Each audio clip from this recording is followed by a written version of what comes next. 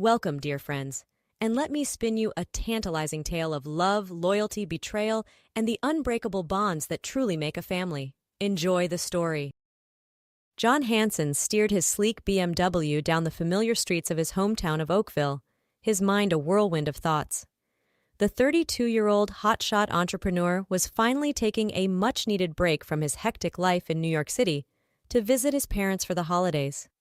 As the tidy suburban homes and manicured lawns flashed by, John felt the stresses of his high-stakes business dealings start to melt away. He pulled into the driveway of his parents' modest split-level home and turned off the engine. Gazing up at the window, he spotted the friendly face of his mother, Linda, peeking out from behind the curtain. A smile spread across John's chiseled features. No matter how far he went in life, coming back here always felt like returning to his roots. John popped the trunk and began unloading his designer suitcases and a stack of carefully wrapped presents. Just then, the front door swung open and out bounded his father, Robert, a spry 65-year-old with an easy grin. "Johnny, what a surprise!" Robert exclaimed, pulling his son into a tight bear hug. "We weren't expecting you for a few more hours." John laughed, patting his dad on the back. "I couldn't wait any longer to come home. It's been too long, Pop." Together they hauled John's things inside as Linda waved enthusiastically from the window. The comforting smells of a home-cooked meal wafted out, enveloping John like a warm blanket. His mother's cooking was second to none. "This is absolutely delicious, Ma," John praised, shoveling forkfuls of fluffy scrambled eggs into his mouth. "No five-star restaurant could ever top your famous breakfast spread." Linda beamed with pride as she refilled his coffee mug. "Nothing's too good for my baby boy, even if he did show up out of the blue," she teased. The three Hansons tucked into the hearty brunch of eggs, bacon, pancakes, and fresh fruit. For a little while, John was able to forget all about the troubles brewing back in the big city, especially the sneaking suspicion that someone close to him was trying to sabotage his business deals. He shook off the uneasy feeling, determined to enjoy this quality time with his family. "You're looking a bit peaked, dear," Linda remarked, studying John's face. "I hope you're not working yourself too hard." "I'm fine, Ma, really," John assured her. "Just haven't been sleeping that great lately. That's all." Robert chuckled. "Welcome to adulthood, son. Why don't you go upstairs and catch a nap? We'll keep the leftovers warm for you." John pushed back from the table and stretched. A nap did sound pretty good right about now. "I think I'll take you up on that," he agreed. "Wake me in a couple hours?" The crisp December air nipped at John's nose as he strolled through the quaint downtown streets. Twinkling Christmas lights sparkled overhead, lending a festive glow to the shop windows. He zipped his leather jacket against the chill, drinking in the nostalgic sights and sounds of his youth. A flash of color caught John's eye and he turned to see a small booth set up on the corner. The sign read, "Madame Natalie's Mystical Fortunes." Intrigued, John approached the young, pretty woman perched on a stool. "Come, come," she beckoned, her bangles jangling. "Let Madame Natalie glimpse your future, for a small price." Amused, John fished a $20 bill from his wallet and handed it over. What could it hurt to indulge in a little light-hearted fun? He extended his palm, and Natalie traced the lines with a gnarled fingertip, humming to herself. Suddenly, her cloudy eyes widened and she gasped. I see great purpose in your immediate future, young man. You will unexpectedly save an innocent life today, and in doing so, you will gain a new loyal friend who will never betray you." John laughed off the dramatic prediction and thanked Natalie for the reading, but as he continued on his way, her words echoed in his mind. Save a life? Gain a loyal friend? It all sounded pretty far-fetched. Lost in thought, John almost didn't notice the commotion happening across the street. A burly man, clearly drunk, was yelling and cursing as he wielded a stick. John squinted, trying to make out the target of the man's rage. Then he saw it, a tiny, defenseless puppy, cowering against the wall. Without hesitation, John sprinted towards the scene, his blood boiling. "Hey!" he shouted. "Leave that dog alone!" The drunk man turned, sneering at John with glazed eyes. "Mind your own business, pretty boy," he slurred, raising the stick again. John lunged forward and grabbed the man's wrist, twisting until he dropped the weapon with a yelp. Get out of here before I call the cops, John growled. The man staggered away, muttering obscenities under his breath. Heart pounding, John knelt down and scooped up the trembling puppy. It's okay, little guy, he murmured. I've got you now. Let's get you checked out, huh? As he cradled the tiny dog against his chest, Madame Natalie's words flashed through his mind once more. Could she have been right after all? Rise and shine, Johnny boy, Robert's voice boomed, startling John awake. Time to hit the lake for some fishing, just like old times. John groaned and rolled over, burying his face in the pillow. After rescuing the puppy, now affectionately named Graff after his grandfather, and taking him to the emergency vet, it had been well past midnight by the time he'd gotten to bed. Come on, Pop. The fish will still be there in a couple more hours, he grumbled. Nonsense, Robert insisted. The early bird gets the trout. Now move your keister before I drag you out by your ear. Knowing resistance was futile, John hauled himself up and began getting dressed. 20 minutes later, father and son were bumping along the dirt road in Robert's ancient pickup truck, fishing poles rattling in the back. I've been thinking, Robert mused as he pulled up to their favorite spot on the lake's edge. How about we make things a bit more interesting with a little wager?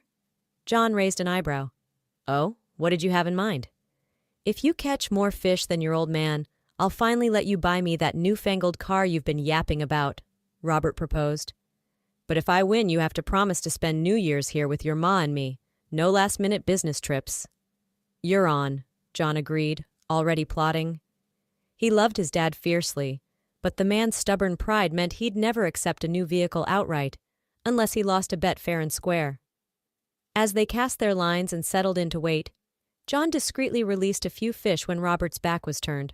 Spending the holidays with his family and getting his dad into a safer, more reliable car, there was no downside. That evening, while Robert and Linda watched a movie, John snuck out to pay Madame Natalie another visit.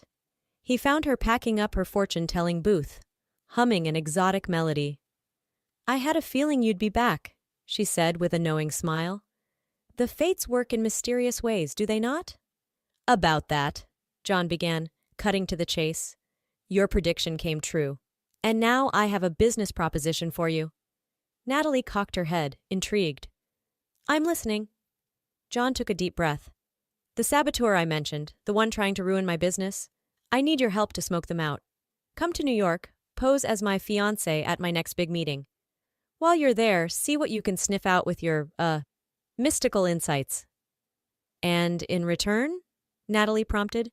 I'll pay you handsomely, John promised. 10 grand plus all expenses paid. What do you say? Madame Natalie considered for a long moment, then broke into a sly grin. I say you've got yourself a deal, Mr. Hanson. When do we begin? The opulent conference room at Hanson Enterprises was a buzz of activity, every seat filled with John's top executives and key investors. The air hummed with a mixture of anticipation and tension as the fate of the company hung in the balance. Natalie, a vision of sophistication in her form-fitting Gucci dress and towering Manolo Blahnik heels, worked the room like a seasoned pro. She laughed at all the right jokes, touched arms with just the right amount of flirtation, and exuded an aura of charm that had the men eating out of the palm of her hand. But beneath her dazzling smile and sparkling eyes, Natalie's mind was razor-sharp, attuned to every nuance and undercurrent in the room. As the meeting droned on, the conversation inevitably turned to the elephant in the room, the string of high-profile deals that had inexplicably fallen through at the 11th hour, costing the company millions. John's right-hand man and CFO, Steve Markham, shook his head with a heavy sigh. His usually immaculate suit looked rumpled, as if he'd slept in it, and dark circles underscored his bloodshot eyes. It's a damn shame, he said, his voice rough with exhaustion. That tech startup acquisition was a game-changer. We were so close to closing the deal, and then, poof, just like all the others. Natalie saw her moment and struck with the precision of a viper. Funny you should mention that, Steve, she purred, her voice dripping with saccharine venom. Because according to my sources, you're the one who's been sabotaging these deals. And not just for kicks, but to line the pockets of that gold-digging girlfriend of yours. A stunned silence blanketed the room, so thick you could hear a pin drop. Every eye swiveled to Steve, whose face had gone ashen. He opened and closed his mouth like a fish gasping for air, his hands trembling as he gripped the edge of the table. I don't know what you're talking about, he stammered, his voice barely above a whisper. Natalie, you're way out of line here. But it was too late. Candace, Steve's girlfriend, shot up from her chair like a bottle rocket, her pretty features twisted with rage. You idiot! She screeched, her voice shrill enough to shatter glass. I told you to keep your damn mouth shut. Now look what you've done. In a whirlwind of clicking Louboutins and a cloud of cloying perfume, Candace snatched up her Birkin bag and stormed out of the room, leaving a stunned silence in her wake. Steve seemed to deflate before their very eyes, slumping back in his chair like a puppet with its strings cut. He couldn't even bring himself to meet John's piercing gaze. Tom Jennings, John's other trusted confidant, gaped at the scene in utter disbelief. His craggy face was etched with lines of shock and betrayal. Steve, man, how could you? He asked, his voice rough with emotion. After everything we've been through, all the years of friendship, how could you do this to John, to the company? John held up a hand, his expression grim but controlled. Though his eyes blazed with fury, his voice remained steady. We'll deal with the fallout later, he said, his tone brooking no argument. For now, we need to focus on damage control and moving forward. This meeting is adjourned. As the shell-shocked executives filed out of the room, murmuring amongst themselves, Natalie turned to John with a self-satisfied smirk. Well, looks like my work here is done, she drawled, examining her perfectly manicured nails. I trust you'll honor our agreement? John gave a curt nod, his jaw clenched tight. A deal's a deal, he ground out. The money will be in your account by morning. He paused, and for a moment, his stern facade cracked, revealing a glimmer of vulnerability. And Natalie, thank you. I couldn't have done this without you. Natalie's smile softened, becoming something almost genuine. Don't mention it, handsome, she murmured, giving his arm a gentle squeeze. That's what partners are for. 1 year later. John, if you don't stop pacing, you're going to wear a hole in the floor, Natalie chided gently, rubbing her swollen belly. John paused his restless movements and ran a hand through his hair. I can't help it, Nat. What if something goes wrong? What if… Darling, relax, Natalie soothed. Women have been giving birth since the dawn of time. Our little one and I will be just fine. Just then, a familiar face poked into the private hospital suite. Knock, knock, Steve called tentatively. I hope I'm not interrupting. Steve! John crossed the room and pulled his old friend into a hug. I'm so glad you could make it. And perfect timing. I'm in no state to drive us to the hospital myself. Steve chuckled. Happy to be of service. And might I add, fatherhood suits you, John. I've never seen you so… frazzled. John made a face at him as he grabbed Natalie's hospital bag. Yeah, yuck it up. We'll see who's laughing when it's your turn, wise guy. As the trio made their way out to the car, Graf the dog trotting happily at their heels, John marveled at the twists and turns his life had taken in just 1 short year. He'd gained a wife, a child, a pet, and had even managed to sniff out a traitor in his midst, with a little help from a very special fortune-teller.